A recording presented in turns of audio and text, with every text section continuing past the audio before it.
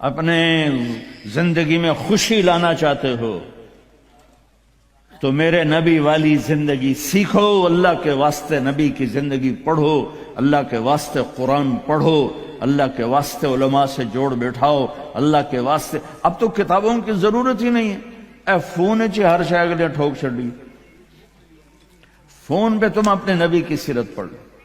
اپنے ایک بہت بڑا تاجر تھا وہاں ادھر پاکستان میں، تو ہم کھانے پہ کٹھے تھے تو اس کے فون کی گھنٹی بجی، اس نے یہاں فون لگایا اور ادھر کھانا شروع کیا، پورا آدھا گھنٹہ وہ لگا رہا، ایدے بھی تے ایدے بھی۔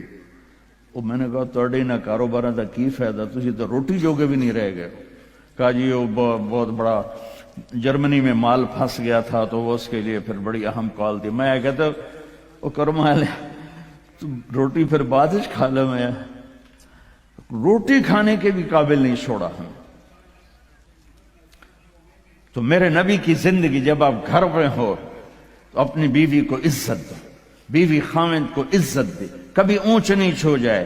یہ دنیا ہے، یہ جنت نہیں ہے، یہاں اونچ نیچ ہوگی۔ علی و فاطمہ سے بڑھ کے کون سا گھر لاؤں میں آپ کے سامنے؟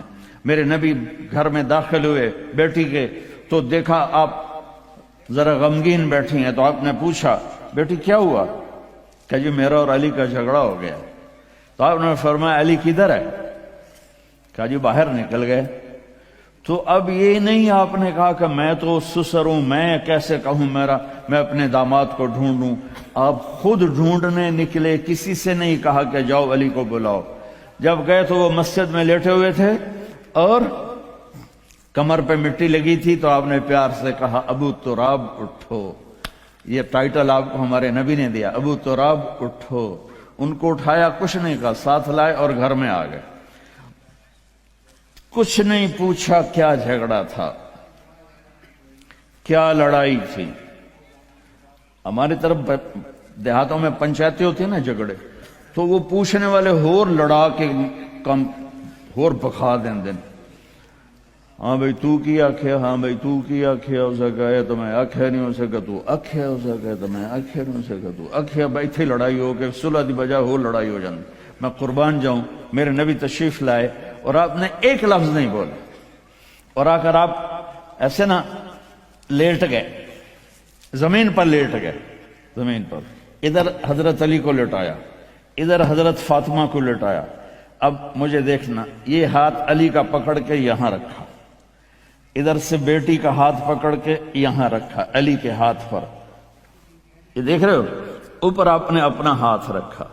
اب یہ علی کا ہاتھ، یہ فاطمہ کا ہاتھ، یہ میرے نبی کا، اور کہا تم دونوں بولو ہماری صلح ہو گئی۔ کچھ نہیں پوچھا کیا ہوا، بکا تم کو ہماری صلح ہو گئی۔ تو دونوں نے کہا یہ ہماری صلح ہو گئی۔ تو آپ اتنے خوش نکلے کہ صحابہ بھی آپ کے چہرے کی خوشی کو دیکھ کر پوچھنے لگے یا رسول اللہ آپ تو بڑے خوش نظر آ رہے ہیں۔ تو آپ نے فرمایا میں علی و فاطمہ کی صلح کرا کے آ رہا۔ تو اس سے اونچا گھر اور کہاں سے میں دکھاؤں آپ کو؟ یہ دنیا ہے، اللہ کے واسطے اپنی اولاد کے لیے، اپنے لیے، اپنے گھروں کو خوبصورت بناؤ نبی والے اخلاق کے ساتھ، نبی والی محبت کے ساتھ۔ میں کیا سناؤں آپ کو؟ آپ نے حضرت عائشہ سے فرمایا عائشہ سنو، دھیان سے سنو، اظہار محبت، اظہار محبت۔ ہم نے کہا عائشہ مجھے جب سے پتا چلا ہے کہ تو جنت میں میری بیوی ہے، مجھے موت ہی اچھی لگنے لگ گئی۔ اور عربوں کے ماحول میں، عرب کے ماحول میں کوئی یہ کہتا مجھے بیوی سے عشق ہے تو عیب سمجھتے تھے، اور کوئی کہتا میری محبوبہ ایسی تو کہتے واہ واہ۔ یہ عرب کا ماحول تھا، جیسے یہاں گرل فرینڈ کا بوائے فرینڈ کا چل گیا ہے۔ اللہ ہمارے بچوں کو پاک دامنی نصیب فرمائے۔ تو عرب اس میں نا کوئی نہیں جھجکتے تھے، کھلم کھلا۔ وَهَلْ تَبْكِينَ، اپنے لیلا مجنوں کا نام تو سنا ہوا ہے، یہ صحیح لوگ ہیں، ساڑھے ہیر رانجے تو سارے کوڑے کسے ہیں۔ تو وَهَلْ تَبْكِينَ لَيْلَا اِذَا مِتُّ قَبْلَهَا، وقام على قبر النساء النوائح كما لو أصاب الموت ليلى بكيتها وجاد لها دمع من العين صافح. میں نے 2 شعر پڑھے، ہر شعر میں وہ لیلا کا نام لے رہا ہے، لیلا کا نام لے رہا ہے. یہ کلچر تھا عرب کا کہ معشوقہ سے محبت کا اظہار فخر اور بیوی سے محبت کا اظہار. اور تو رن مرید ہو گیا، تو زن مرید ہو گیا. یہ ماحول سمجھ میں آ گیا. اس ماحول میں ایک شخص مسجد میں آتا ہے اور ایسے محفل لگی ہوئی ہے، رو آ کر پوچھتا ہے یا رسول اللہ آپ کو سب سے زیادہ کس سے پیار ہے؟ من احب الناس الیک. تو آپ نے اس کے کان میں نہیں کہا اور آتے ہیں بس، آپ نے زور سے فرمایا عائشہ سے. اللہ، وہ تو ہل گیا. آپ نے کہا عائشہ سے. اس کو تو توقع نہیں تھی. تو گھبرا کے کہنے لگا یا رسول اللہ میرا یہ مطلب نہیں تھا، میرا مطلب تھا مردوں میں کس سے زیادہ پیار ہے.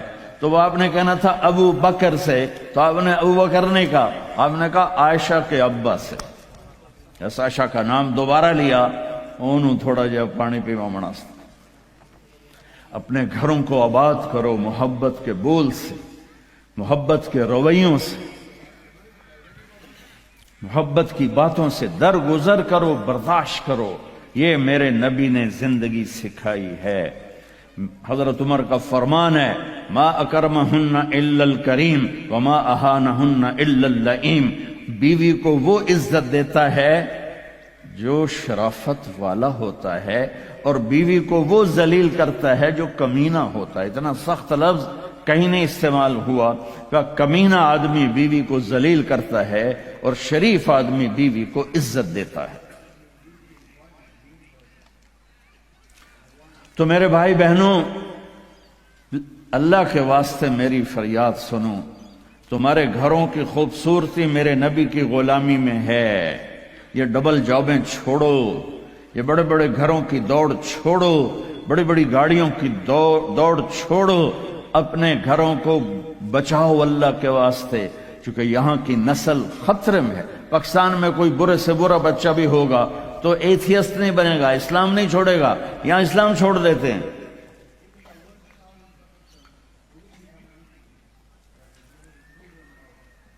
میں آپ کو اپنے گھر کی بتا رہا تھا. ایک بچہ مجھے ملنے آیا، کہنے لگا جی میں نے پورے پاکستان میں ٹاپ کیا ہے ایف ایس سی میں، اور کنگ جو ٹاپ کرتے ہیں وہ کنگ ایڈورڈ میڈیکل یونیورسٹی میں جاتے ہیں. تو 2 دفعہ میں خودکشی کی کوشش کر چکا ہوں، پلز کھائیں، گولیاں، لیکن وہ زندگی تھی بچ گیا. میں نے کہا بیٹا تو چھوٹا سا ہے، تو نے یہ خودکشی کی کیوں یہ تو نے قدم اٹھایا؟ کہا جی میرے امی اور ابو اتنا لڑتے ہیں کہ ڈسہارٹڈ ہو کر میں 2 دفعہ خودکشی کی کوشش کر چکا. ماں اور باپ کی لڑائی نے اتنے بریلینٹ قابل بچے کو مرنے پر مجبور کر دیا. کوئی بھوک نہیں تھی، سوکھے تھے، اچھے خوشحال گھرانہ تھا، لیکن خامد بھی بد زبان، بیوی بھی بد زبان، تو بچے خودکشی پہ آ گئے.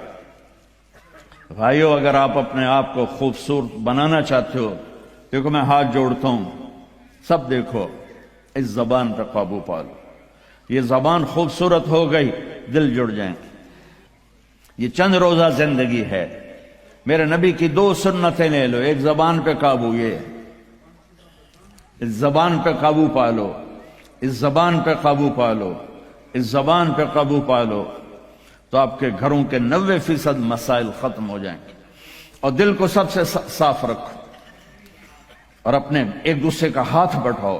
اپنے بچوں کو اپنی دولت سمجھو، ان کو یہاں اچھا مسلمان بنا کے چھوڑو. اب یہ نسل یہاں رہنے والی ہے، واپس نہیں جائے گی. نہ تم جاؤ گے نہ تمہاری نسلیں جائیں گی.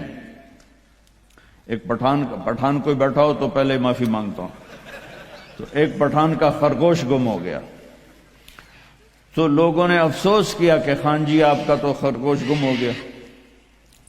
تو وہ کہنے لگا ارے بھائی غم نہ کرو، ہم نے اس کو نسوار کھلایا ہوا ہے، جب نشہ ٹوٹے گا ہمارے پاس ہی آئے گا. تو تمہیں آسٹریلیا کی نسوار لگی یا تم پاکستان واپس جاؤ گے؟